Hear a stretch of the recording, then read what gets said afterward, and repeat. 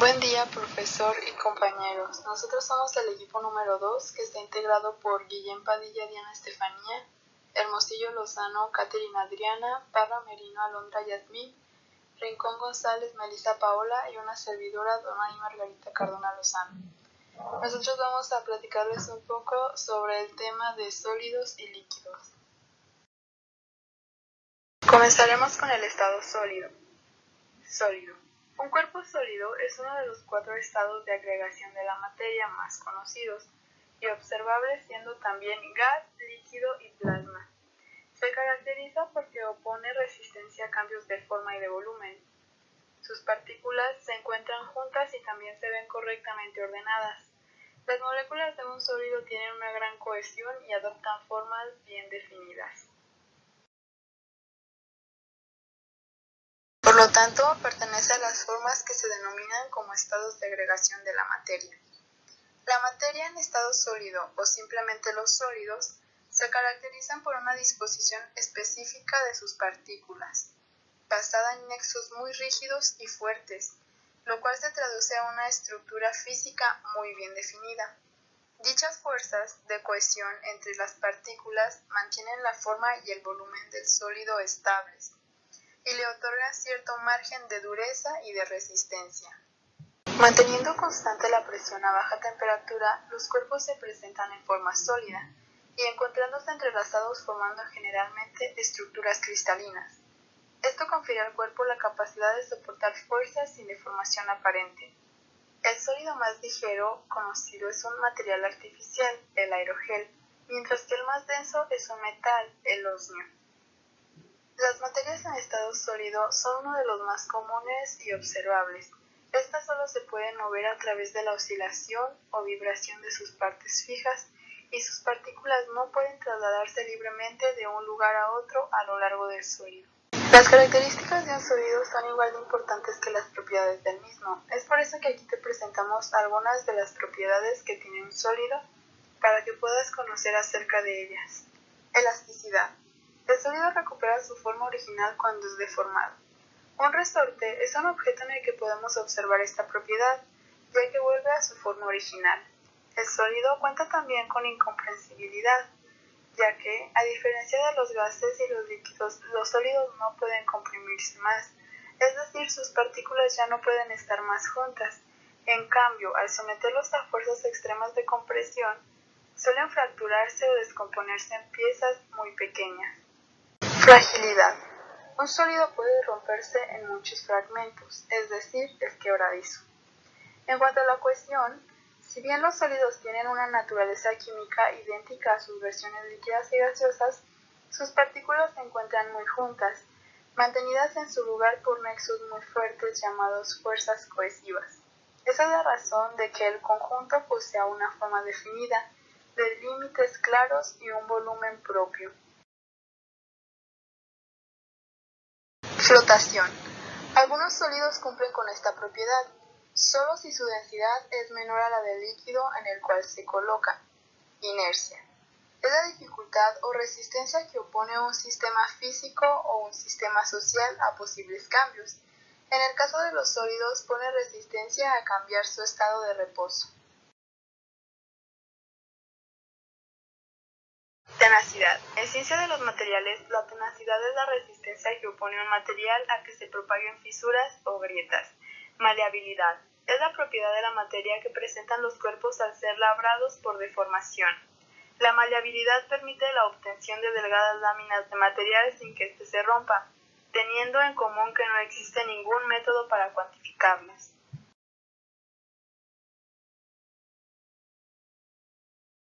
Ductilidad.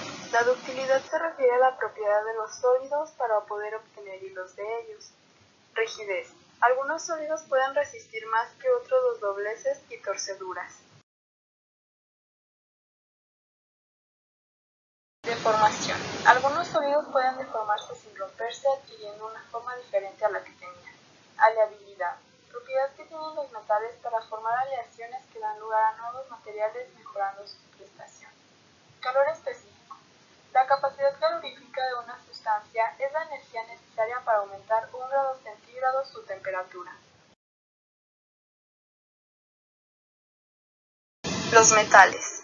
Con la única excepción del mercurio, los metales a temperatura ambiente conservan su solidez y su dureza, lo cual es producto de los enlaces metálicos entre sus átomos. El hielo.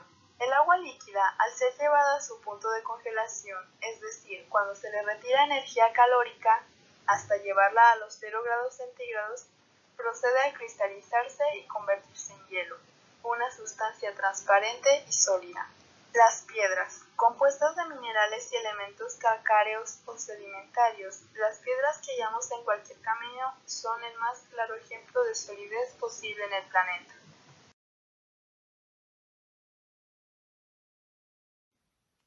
Uno de los estados de agregación de la materia es el líquido, el cual se encuentra en forma de fluido altamente incompresible, cuyo volumen es constante en condiciones de temperatura y presión también constante. Las partículas que lo constituyen están unidas entre sí por unas fuerzas de atracción menores que en los sólidos, lo que le permite que éste se pueda trasladar con libertad. Así se explica que los líquidos adopten la forma del recipiente que los contiene. Los líquidos están formados por sustancias en un estado de agregación de la materia intermedio entre el sólido y el gaseoso. Las moléculas de los líquidos no se encuentran tan próximas como la de los sólidos, pero están menos separadas que la de los gases.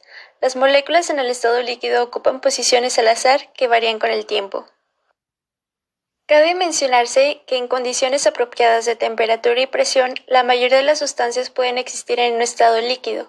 Cuando un líquido sobrepasa su punto de ebullición, cambia su estado a gaseoso, y cuando alcanza un punto de congelación, cambia a sólido. La densidad de los líquidos suele ser algo menor que la densidad de la misma sustancia en su estado sólido. Algunas sustancias, como el agua, son más densas en estado líquido. Los líquidos presentan características que los colocan entre el estado gaseoso, completamente caótico y desordenado, y por otra parte en el estado sólido, el cual es más ordenado. Por lo tanto, se pueden mencionar como ejemplo los 3 estados del agua: sólido, gaseoso y líquido, de lo cual se pueden concluir las siguientes características. Primero, tienen volumen constante. Segundo, son incompresibles. Y tercero, tienen una fuerza de fricción interna que se conoce con el nombre de viscosidad.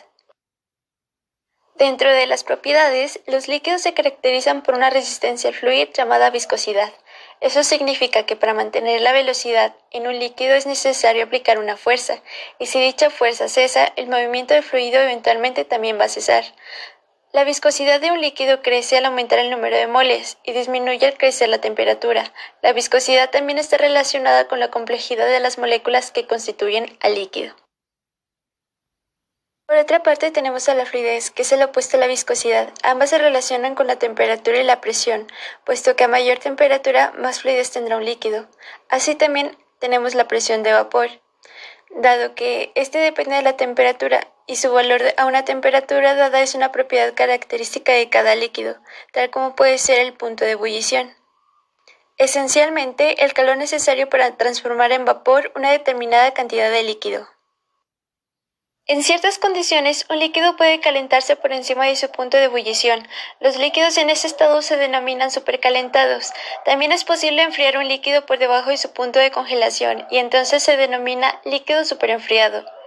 Algunas otras de las propiedades que poseen los líquidos es la cohesión, que se refiere a la fuerza de atracción entre moléculas iguales. La adhesión, es decir, la fuerza de atracción entre moléculas diferentes.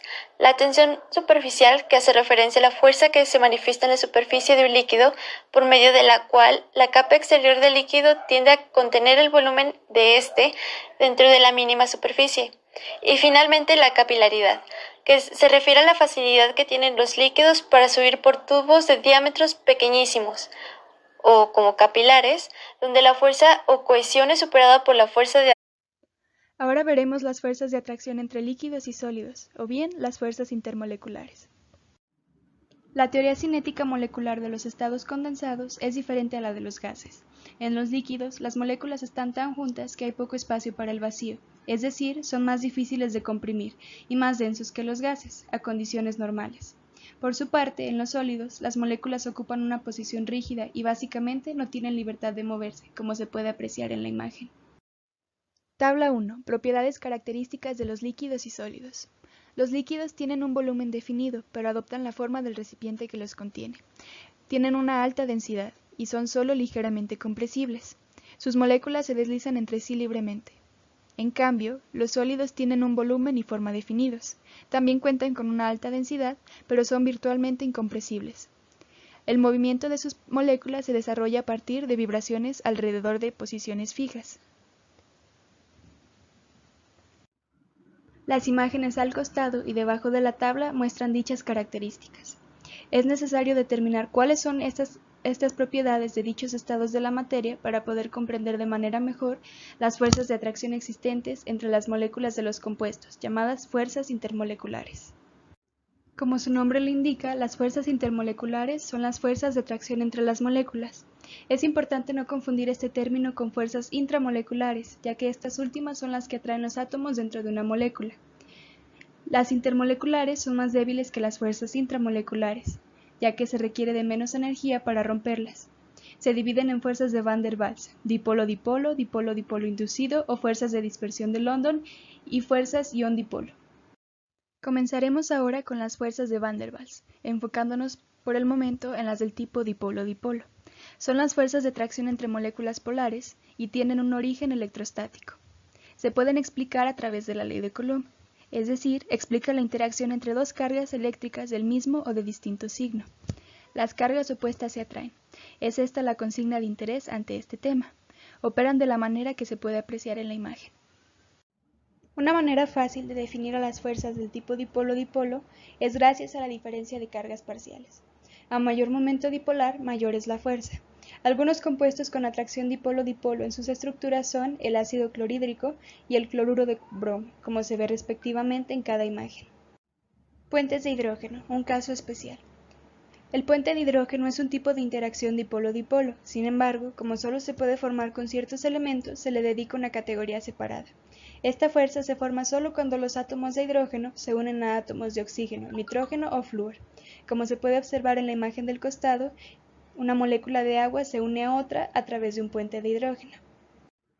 El puente de hidrógeno es el tipo más fuerte de interacción molecular. De ahí que tienen una gran importancia. Por ejemplo, son lo suficientemente fuertes como para mantener unidas las dos cadenas de la molécula de ADN, pero más débiles que un enlace covalente típico para poder separarse fácilmente durante la división celular sin afectar los enlaces covalentes del ADN. Fuerzas de dispersión de London, también conocidas como fuerzas dipolo instantáneo dipolo inducido, se producen entre moléculas apolares, o bien mediante la aproximación de una molécula polar a un átomo o molécula apolar. Si una molécula que se convierte en polar, llamada dipolo instantáneo, se acerca a un átomo o molécula apolar, la distribución electrónica del átomo apolar se distorsiona por la fuerza de la molécula polar, dando paso a un dipolo inducido, tal y como se puede apreciar en la imagen del lado. Terminando con las fuerzas de Van der Waals, pasamos ahora a las fuerzas ion-dipolo. Estas fuerzas atraen entre sí un ion, ya sea un catión o anión, y una molécula polar. La intensidad de estas interacciones dependen del tamaño y carga del ion, así como de la magnitud del momento dipolar y del tamaño de la molécula. Por ejemplo, como los cationes tienen sus cargas más concentradas porque tienden a ser más pequeños que los aniones, entonces un catión experimentará una atracción más fuerte con el dipolo que el anión. Ahora hablaremos del cambio de un estado a otro. Para que ocurra un cambio de estado, en este caso un cambio del estado líquido al estado sólido, es necesario que se cumplan tres condiciones. La primera es que para una presión dada, el cambio de estado de una sustancia se realiza a una temperatura fija, la cual es característica de la sustancia y se denomina como temperatura o punto del cambio de estado. Por ejemplo, temperatura de fusión, punto de solidificación, etc. Esto quiere decir que la temperatura a la que se lleva a cabo un cambio de estado solo depende de la sustancia, del cambio de estado de que se trate y de la presión. La segunda condición es que mientras dura el cambio de estado sin variar la presión, la temperatura permanece igual. La tercera condición es que el calor absorbido o cedido por una sustancia durante el cambio de estado es directamente proporcional a la masa que cambia de estado. Esto se representa por la fórmula Q igual a CL por M, donde Q representa el calor absorbido o cedido por una sustancia, M representa masa, y la constante de proporcionalidad CL se denomina calor latente del cambio de estado, por ejemplo, calor latente de fusión, y es característica de la sustancia y del cambio de estado del que se trate. Ahora hablemos un poco sobre el calor latente. El calor latente representa la cantidad de calor absorbida o cedida durante el cambio de estado por unidad de masa. Los calores latentes de los cambios progresivos son positivos, por lo tanto los calores absorbidos son positivos también. Esto quiere decir que el cambio del estado sólido al estado líquido tendrá calor latente positivo, mientras que los cambios regresivos son negativos. Esto quiere decir que los calores cedidos serán negativos también, lo que implica entonces que el cambio del estado líquido al estado sólido tendrá un calor latente negativo. Ahora, para entender mejor las condiciones para que ocurra un cambio de estado, veamos un ejemplo. Para que el hielo se pueda fundir tiene que estar a una temperatura fija determinada que se denomina punto de fusión. El punto de fusión del hielo es de 0 grados centígrados a la presión de una atmósfera. Mientras el hielo está fundiéndose, la temperatura del mismo y la del agua líquida que se va formando se mantiene fija a 0 grados centígrados a la presión de una atmósfera. El calor latente de fusión, en este caso del hielo, es de 80 calorías sobre gramo. Por lo tanto, el calor de solidificación del agua será menos 80 calorías sobre gramo. Esto quiere decir que cuando el hielo se encuentra a 0 grados centígrados, absorbe 80 calorías por cada gramo que se funde. Cambios de estado. El nombre del cambio del estado sólido a líquido es conocido como fusión, mientras que al cambio del estado líquido al estado sólido se le denomina solidificación. Diagrama de fases. Desde un punto de vista matemático, un gráfico G igual a V, E es un modelo discreto compuesto de un conjunto de vértices V y un conjunto de aristas E que unen los vértices. Por ejemplo, de los diagramas de fases, los vértices representan componentes puros, compuestos, puntos eutécticos, punto más bajo posible de solidificación, puntos de transición, temperatura a la cual sucede un cambio de estado y de saturación múltiple, etc. Las aristas representan curvas de saturación y líneas de reparto. Algunos diagramas de fases son exclusivos de sustancias puras, ya que algunas mezclas no cumplen con los puntos establecidos, es decir, pueden variar en cuanto a temperatura dependiendo de la presión o viceversa. Por ejemplo, en la figura se muestra cómo a cierta temperatura y presión el dióxido de carbono cambia de estado.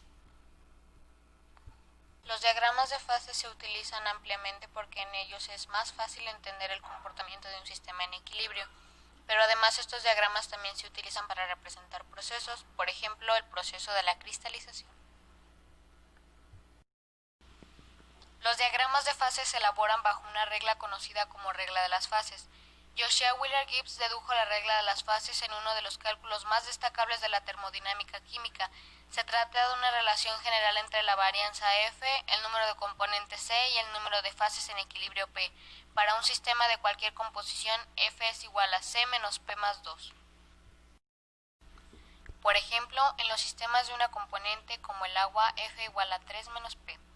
Cuando hay una sola fase, F igual a 2 y tanto P como T pueden variar en forma independiente sin cambiar el número de fases. En otras palabras, una fase única se representa en el diagrama de fases como un área. El equilibrio entre dos fases se representa con una línea en el diagrama. El equilibrio entre tres fases se representa con un punto, el punto triple. 4 fases no pueden estar en equilibrio en un sistema de componente, pues F no puede ser negativo. A continuación se presentan las bibliografías.